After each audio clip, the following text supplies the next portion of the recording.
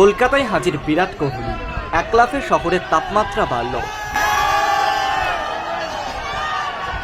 22শে March ইডেনে 18তম আইপিএলের বোধন, আর তার আগে শহরে পা রাখলেন ভারতের কিং কোহলি। ইডেনে এবছরের ইন্ডিয়ান প্রিমিয়ার লিগের প্রথম ম্যাচেই মুখোমুখি হবে গতবারের চ্যাম্পিয়ন কলকাতা নাইট রাইডার্স, প্রতিপক্ষ আরসিবি। বুধ সন্ধ্যায় কলকাতায় পৌঁছে গেল কোহলির দল। প্রিয় তারকাদের এক ঝলক দেখার জন্য বিমানবন্দরে ভিড় জমিয়েছিলেন আরসিবির অনুরাগীরা, বিরাট কোহলির অনুরাগীরা।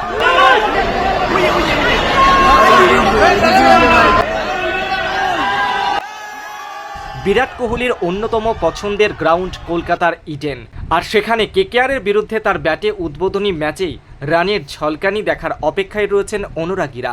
বিরাট কোহলিকে কাছ থেকে দেখা, তার ব্যাটিং দেখা অপেক্ষায় রয়েছেন দর্শকেরা।